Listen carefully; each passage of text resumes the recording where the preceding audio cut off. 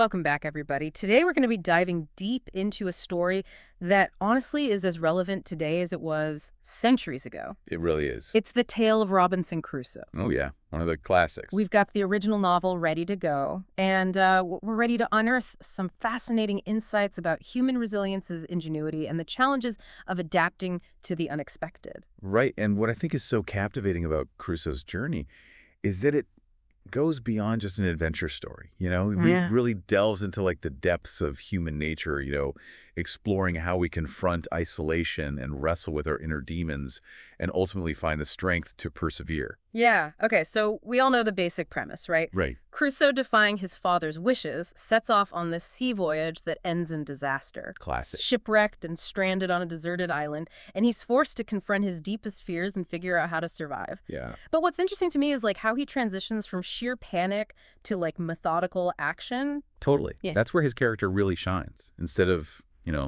succumbing to despair, he takes stock of his situation. Right. He salvages what he can from the wreckage. He prioritizes shelter, food, water. Yeah. Showcasing a really practical mindset that, honestly, I think a lot of us would struggle to find in that kind of situation. Yeah, it's almost like he instinctively taps into this survival mode. Yeah. But it's not just about the physical necessities. Remember his meticulous record keeping? Yeah. He like carves a calendar on a cross marking the passing days. Oh, yeah. It makes you wonder, is that just a way to track time or is it something deeper, you know? I think it reveals a fascinating coping mechanism, Hmm. like maintaining that sense of order, a routine amidst all this chaos. Yeah. So it suggests that structure is crucial for mental well-being, especially in isolation. Right. Think about it. Could you stick to a routine if you were stranded on a desert island? It's a good question. I mean, I struggle to keep a routine in my normal life, but Crusoe's resourcefulness goes beyond just keeping a calendar, right? Oh, totally. He transforms from a castaway into a self-sufficient island inhabitant, Right. learning to hunt, farm, build, even craft pottery. He does it all. It's like he unlocked this hidden skill set he never knew he had. Right. It's a testament to the adaptability of the human spirit. Yeah. And it's not just about brute force survival either. Right. He uses his intellect, his problem-solving abilities, to innovate and create a sustainable life for himself. Yeah. Like the famous anecdote of his failed canoe attempt comes to mind. Oh, yeah. Tell me about that. He spends months building this massive vessel, only to realize it's too heavy to launch. Oh, no. Yeah, That's a great example of how even the most resourceful individuals make mistakes. for sure. But instead of giving up, Crusoe learns from it. Exactly. It underscores the importance of careful planning, of assessing your resources, and perhaps acknowledging our own limitations. I think so. Have you ever experienced a similar setback in your own life? Maybe a project that just didn't pan out the way you expected? Absolutely. It's a humbling reminder that we're all constantly learning and adapting. Totally. But Crusoe's journey takes a fascinating turn with the arrival of another human being, Friday. Oh, yes. This encounter changes everything. Talk about a dramatic plot twist. Yeah. Crusoe rescues Friday from cannibals. And that's where things get really interesting. And they do. This isn't just a random encounter. Right. It marks a shift from solo survival to a shared existence. It does that. Their relationship is so multifaceted. It starts as this master-servant dynamic. Right. Huge language barrier to overcome. Yeah. But it gradually evolves into something much deeper. Yeah.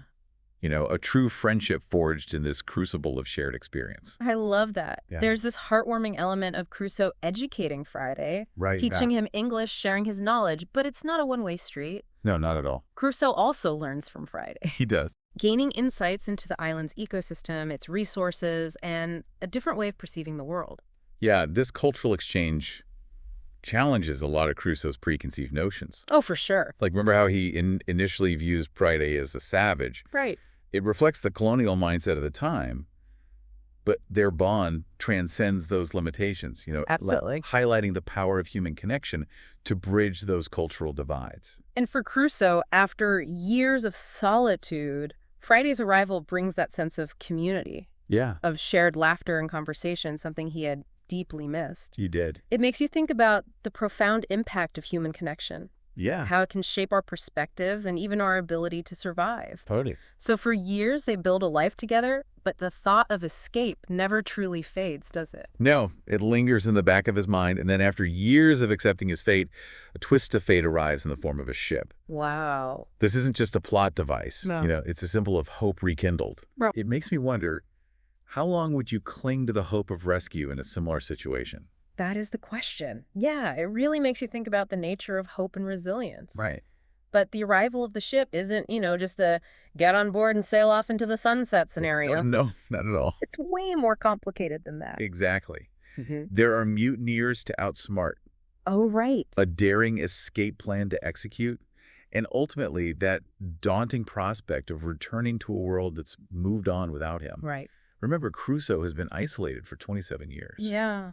Can you even imagine that disorientation, that sense of alienation he must have felt? Yeah, it's like stepping into a time capsule. Yeah, He's a stranger in his own land. he is. His hometown has transformed. There are new faces, new technologies, new social norms. Totally. It makes us consider the impact of prolonged isolation, Right. not just on Crusoe, but on anybody who's been through like a really transformative experience. Yeah. Have you ever felt that kind of disconnect, maybe after returning from a long trip or even after a major life change? I think we've all experienced those moments where we feel out of sync with our surroundings. Right. But Crusoe's situation is like that times 1,000. Absolutely. And then there's that emotional roller coaster of reuniting with his family. Oh, yeah. His parents have passed away, and the relatives he does find aren't exactly welcoming. Yeah, it's a harsh reminder of the passage of time Right. and how relationships can change and the bittersweet reality of returning home after a long absence. For sure. But amidst all of those challenges, there are some unexpected twists. Oh, yes, the financial surprises. Tell me about it. That revelation that his Brazilian plantation has been thriving in his absence, making him a wealthy man. Wow. And then that discovery that he has a son he never knew. Oh, wow. It's like life is trying to compensate for the years he's lost, but in a way that brings a whole new set of complexities. Right, because now he has to deal with all of that. Exactly. It's fascinating how Crusoe, the master of survival, now has to navigate the challenges of wealth, family dynamics, and finding his place in a society that feels both familiar and alien. Yeah, it really makes you realize that even after escaping the island, his journey of adaptation is far from over. Right. It speaks to those enduring themes of the story. The constant need for adaptation, Right, the yes. challenges of reintegration, Yeah, and that complex interplay between our past experiences yeah. and our present realities. But even with all this newfound wealth and family, Yeah. there's a part of Crusoe that remains tethered to the island, isn't there? Oh, absolutely. That pull towards the place where he was both shipwrecked and reborn. It never fully goes away. And, Yeah. that's where we see another layer of his character emerge. Okay. It's not just about survival anymore. Yeah. It's about understanding, about reconciling with his past. So he returns to the island. He does, but this time, it's not as a desperate castaway, Right. but as a seasoned traveler, a man who has come to terms with his own mortality and the complexities of the world. He's returning to the place that broke him and remade him.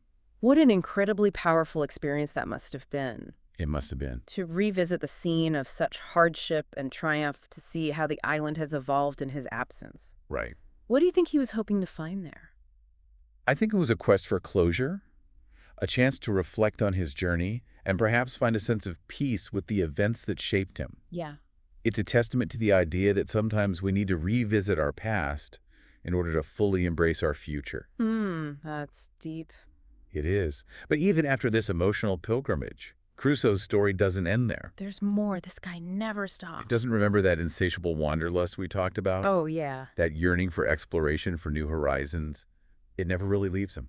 So he sets sail again. He does. But this time it's not about escaping misfortune or seeking refuge. Okay. It's a choice, a deliberate embrace of the unknown. Wow. He returns to Brazil, reconnects with his wife and son, and even embarks on a new business venture. Wow, talk about a full circle moment. Back to the land that brought him both wealth and heartache. Huh. It shows and his story continues even after this final visit. It does. He continues to travel, explore, and embrace new challenges. It's like the island, rather than breaking him, ignited a fire within him. It did a thirst for experience that drives him to keep pushing boundaries. Oh, in the end, Crusoe's story isn't just about survival on a deserted island. No, it's not. It's a testament to the enduring human spirit, the capacity to adapt, overcome, and find meaning in the most unexpected of places. Exactly. It's a story that continues to resonate with readers centuries later because Mhm. it speaks to something fundamental about the human condition, Yeah. our need to explore, to connect, and to make sense of our place in the world, even when faced with unimaginable challenges. What a journey. It really is. And for all of you listening, here's a final thought to ponder. What if you found yourself in Crusoe's shoes? Ooh, good question. What skills and inner resources would you draw upon to not just survive, Right. but to thrive in such an extreme situation? It's wild to think after everything that drive to explore never faded, It's pretty remarkable. he could have just settled into this comfortable life, with his newfound wealth. For sure. But there's something in his nature that just wouldn't let him. It's like he needed to keep moving. Yeah, it makes you wonder, is that wanderlust something we're born with? Hmm. Or is it shaped by our experiences? That's a great question. Yeah. I think in Crusoe's case, it seems like a bit of both. Yeah. He definitely had that rebellious streak from an early age, that desire to defy his father and seek adventure. Right. But his time on the island, facing those extreme challenges, must have amplified that yearning for the unknown. Totally. It's as if surviving that hardship unlocked a deeper understanding of his own resilience Yeah. and fueled that desire to keep pushing his limits. It makes you wonder if we need those breaking points to discover who we really are. Yeah. But going back to his return to the island, it wasn't just about feeding that wanderlust, was it? No, not really. There's a sense of responsibility there, almost like a paternal instinct toward the island and its inhabitants. Definitely, he wasn't just some visitor passing through. Right. Remember, he'd established a small colony there, Right. leaving behind this legacy that continued to grow and evolve, even in his absence. Yeah. His return was this chance to witness the impact he'd had, to see how his presence had shaped the community. Yeah, it's almost like he was returning to a child he'd raised and sent out into the world. It's a good analogy. A mix of pride, concern, and maybe even a little bit of apprehension about what he might find. I can see that. And remember, this was a time when colonialism was rampant. Oh, yeah. European powers were claiming territory, exploiting resources all over the globe. It was a different time. But Crusoe's relationship with the island and its people kind of stands in contrast to that. He's not there to conquer or exploit. Right. There's this sense of mutual respect, understanding. Yeah, it challenges that traditional narrative of the colonizer. Totally. He's not trying to impose his will or, symbolize the natives. Right. Instead, he's learning from them, adapting to their ways, recognizing their inherent value. It's really a reminder that even within this historical context of injustice and exploitation, Yeah. there were individuals who sought connection and understanding rather than dominance. And that message resonates even today. It really does. So after this final visit, Crusoe sails off into the sunset, Off he goes. a man forever changed by his experiences. Right. And his story becomes this timeless tale of resilience, adaptation, and the enduring power of the human spirit. It's a classic for a reason. It is, and it leaves us with so much to think about. It does. The importance of resourcefulness, that transformative power of isolation, the complexities of human connection, and the desire to explore the unknown. It's all there. It's a story that challenges us to look inward, For sure. examine our own capacity for resilience and adaptation. Right. What would we do if we faced similar circumstances? Yeah. What resources would we draw on? What choices would we make? And I think most importantly, it encourages us to embrace the unexpected, to find meaning in our challenges. And to never stop exploring. Exactly. Both the world around us and the depths of our own human potential. Well said. That's a perfect note to end on. I think so. Thanks for joining us on this deep dive into the world of Robinson Crusoe. It was a pleasure. We hope it's inspired you to reflect on your own journey Yes. and to embrace the adventure of life wherever it may lead. Cheers to that.